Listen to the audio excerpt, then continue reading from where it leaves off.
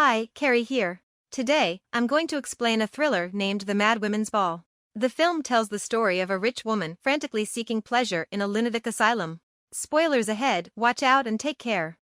Eugene is a wealthy young lady living in a noble family in the Middle Ages. She was required to learn the etiquette of high society from an early age. She is a girl with a rebellious nature, but is firmly bound by various behavioral norms, and becomes a gentle person in the eyes of others. But even so, her father Lawrence is still very dissatisfied with her. In Eugene's view, her father is a piece of ice, and she cannot feel any warmth from him. But after so many years, she is accustomed to her father's indifference. Eugene has a secret that she can see ghosts, and almost everyone knows it. But others don't believe her. Her father, Lawrence, also scoffs at her secret. But as time goes on, things are getting weirder. One day, Eugene wanders outside and meets a young man. Although the young man is not very good-looking, the book in his hand attracts Eugene's attention. So Eugene couldn't help but take a few more glances, which attracts the young man's attention. He sits gentlemanly across from Eugene and hands her his book, which is mixed with his selfishness. In his opinion, making friends with a noble lady through a book is indeed a very good deal. After separating from the boy, Eugene reads the book carefully every day, which makes her feel that she has a soulmate. And she is even more fond of the book. Everyone in her family thinks Eugene has mental problems and avoids to contact with her. Only her little brother John believes that she is not crazy or lying. But John's soft words cannot change Eugene's situation. After acquiring that book, Eugene's special power appears more frequently, which makes her even more nervous. One night, while Eugene is combing her grandmother's hair as usual, she suddenly begins to twitch without warning. Immediately after, ignoring her grandmother's surprised eyes, she frantically opens the drawer and rummages through it. From the drawer, she pulls out her grandmother's necklace, which has been lost for more than 40 years. Her grandmother cherishes the necklace very much because it was a gift from her late grandfather. Eugene hands the necklace to her grandmother.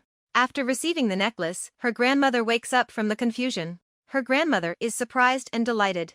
In the past, she thought the necklace had been stolen by a servant. To her surprise, this necklace was accidentally dropped into the crack of the drawer a long time ago. Seeing that Eugene is back to normal, her grandmother curiously asks the reason for finding the necklace. But her grandmother is surprised when she hears the answer. According to Eugene, she was guided by her grandfather's ghost.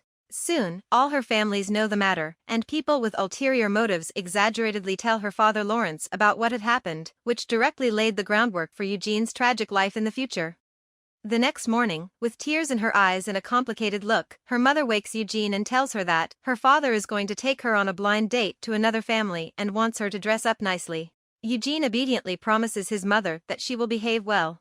Although she does not like this arrangement, in that social environment, girls do not have freedom. Eugene and his little brother John set off in a beautiful carriage. Along the way, her father, Lawrence, sits in front of her with a stern face. He does not say any words. John stares at his feet in a low mood. It seems that he knows what is about to happen. After a while, Eugene finally realizes that something is wrong. The road in front of her is not to take her on a blind date, but to the largest lunatic asylum in the area. She begs her father not to send her there, and insists that she is not a lunatic. Lawrence, however, is indifferent. Eugene hopes that her little brother can help her. However, at that time, John didn't say a word. Eugene is sent to a lunatic asylum by his father. Although she hoarsely proves to everyone that she is not crazy, it is in vain after all. Eugene is forcibly dragged into the lunatic asylum by the staff. After some examinations, she is taken to the ward by several nurses. Seeing that there is no hope of escaping, she has to calm down first, and begins to observe the strange place in front of her. The lunatic asylum occupies a large area, and the towering buildings continue the majestic Baroque style of the Middle Ages. But at the moment, what these magnificent buildings bring her are great pressure and endless fear. In addition, she discovers that the patients in this lunatic asylum are all women. Before Eugene can think about it, she is taken into the ward by the nurse. As a newcomer, she is being stared at by a crazy woman. But fortunately, a patient named Louis comes to save her, so that Eugene can relive from the panic. Louis greets her warmly. But in Eugene's view, Louis, who fights for righteousness, is not a normal girl. Because Louis often dances without warning. Eugene bursts into tears at the thought of living with a bunch of crazy women. Night slowly falls, and the restaurant of the lunatic asylum is brightly lit. In the noisy crowd, Eugene sits next to Louis. As she eats dinner, Louis introduces these patients in front of her. According to Louis, the women who live here aren't all crazy. Many of them were sent here because of their chaotic lives. Some were sent here because they had been raped.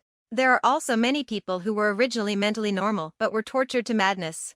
In short, if she wants to live safely and without incident, she must always pay attention to her words and deeds. Eugene spends her first night here in fear. The next day, as Eugene's only friend in the lunatic asylum, Louis is brought for public therapy. But in fact, this is just a show of hypnotists controlling others. Under the control of the hypnotist, Louis, like a marionette, begins to make all kinds of strange movements. Immediately after, she falls to the ground and begins to twitch. It seems that she is in extreme pain. The spectators, who call themselves gentlemen, are convinced by the doctor's hypnotism, but they are very indifferent to the girl who is struggling on the ground. Soon, the hypnosis show is over. After a smile, the doctor leaves. As the audience leave, only Louis is still lying on the ground, with twitch. After recovering, she is taken to the intensive care unit. Soon, Louis's mood returns to normal. It seems that she is accustomed to what happened. At this moment, a young male doctor walks in. He tells the head nurse to leave on the pretext that he needs to treat patients. He then tricks Louis into developing an intimate relationship with him. It seems that there are some hidden secrets behind the lunatic asylum. One morning, to Eugene's surprise, she is received by her attending physician. Eugene answers fluently and logically, and tries her best to prove that she is not insane, but the doctor turns a deaf ear to her words. Not only that, but he also orders the nurse to take Eugene out. The enraged Eugene fights the nurse, which gives the attending doctor more reasons to suspect that she has mania. So, for the first time, she is sent to the so-called therapy. The nurses force the naked Eugene jump into a special tub, then they pour a large bucket of ice water in. The bone-chilling cold makes Eugene shiver. The therapy looks more like a punishment.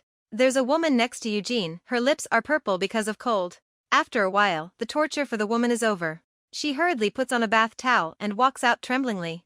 By now, Eugene knows that no one can save her. She has to endure the harsh reality. As nurse drags her to the ward, she is unconscious. Fortunately, with Louis's help, Eugene feels better. Eugene knows that she has to get out of here as soon as possible. Otherwise, after a period of time, even normal people will be driven crazy. But trying to escape from the lunatic asylum is not a simple thing. Eugene's little brother John still worries about her. Although his father strictly forbids him from visiting his sister, he secretly consigns his sister's favorite book to the head nurse. However, instead of giving the book to Eugene, the head nurse keeps it privately. When she read the book at night, she is quickly drawn to the contents. For a long time, the head nurse has an unfulfilled wish, that is, to see her dead sister Brandon again. In her opinion, if Eugene does possess spiritism, her wish can be fulfilled. She thinks about it all night. The next day, the head nurse finds Eugene, who is doing laundry. In exchange for the book of spirituality, she expects Eugene to help her meet her sister. The stubborn Eugene is reluctant to obey the head nurse for a book. The head nurse offers several more enticing conditions. She will not only persuade the attending physician to change the treatment plan, but also let Eugene out of here when the time is right. Before Eugene answers, the head nurse leaves silently. In her opinion, none of the women who live in the lunatic asylum can refuse the conditions she offered. That night, the head nurse quietly wakes Eugene up and leads her to another room. In order to escape from here, Eugene tries to search for the ghost of Blandon, the head nurse's little sister. As time passes, the sky is getting brighter. Obviously, the head nurse is impatient. She even thinks the girl in front of her is a complete liar. But at that moment, Eugene begins to tremble and calls out the name of the head nurse's little sister. The head nurse is surprised. Because she didn't tell Eugene her sister's name, but Eugene said it accurately. It seems that Eugene is not a liar. The head nurse is about to ask Eugene if her sister has anything to say, but Eugene says in horror that the ghost told her that the head nurse's father was bleeding. Hearing this, the head nurse immediately leaves Eugene and runs home as fast as she can. The living room is empty, and she does not see her father. She laughs at herself for believing a crazy woman. The next second, however, her expression freezes. Napkins on the table are stained with blood. She runs upstairs and finds that although her father is bleeding from the nose, his body was not in serious trouble. Her father is shocked by his daughter's timely appearance and asks why she came home. So, she tells her father what happened. Surprisingly, her father is mad at her and warns her to stay away from superstition.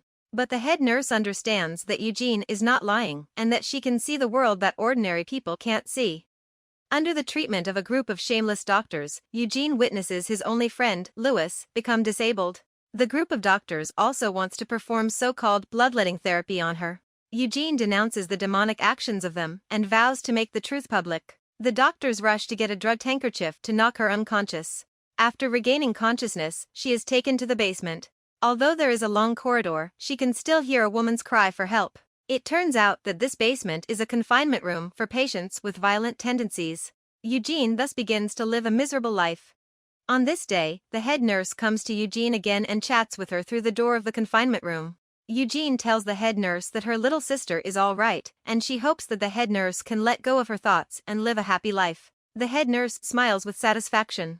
She shakes hands with Eugene through the delivery channel of food, which means their agreement is reached. Afterwards, the head nurse does her best to intercede for Eugene. Finally, Eugene can return to the ward. In the moment of soaking up the sun, Eugene feels that the whole world is warm. But she's still in the lunatic asylum, and it's not easy to be truly free. Soon, the lunatic asylum will host an annual charity masquerade ball. All the women are excitedly picking out dresses. They express their undisguised joy through laughter and play. It seems that only at this moment can the previously dull and oppressive atmosphere be swept away. Instead of fighting with the women for dress, Eugene is looking at everything with a smile on her face. Her happiness does not come from the party. Maybe tonight she can get out of here forever. That night, the rich go to the prom early. After the speech of the sanctimonious dean, the patients in strange costumes begin to dance with the philanthropists of high society. At this moment, Eugene meets his younger brother again. They work together to constantly shuttle the dance floor. Soon, the nurse in charge of Eugene loses her target. With the help of the head nurse, Eugene and John dress up in disguise and prepare to escape the lunatic asylum. Meanwhile, crazy things are happening in the lunatic asylum. In fact, the so-called charity ball is just a cover, and its real purpose is to provide a chance for the rich to have fun. All beautiful women are the target of the rich. They will be sexually harassed or raped. Under the cover of the dark night, Eugene and John sneak quietly to the back door, where the carriage is waiting for them. At this time, a nurse chases out.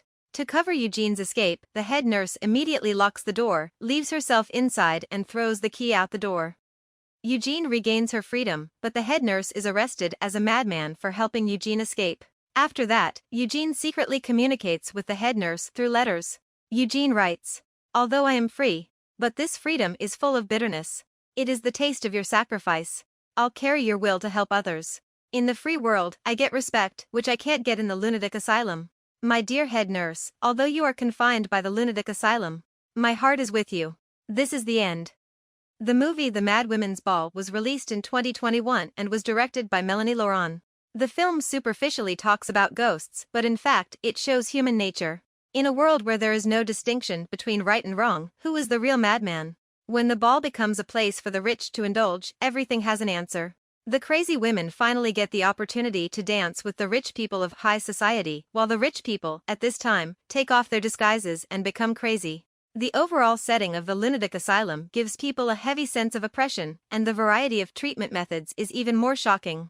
The lunatic asylum is a living hell, however, it is disguised as a sunny and warm charity, which is not only the director's criticism of the ugly reality, but also another interpretation of the evil human nature.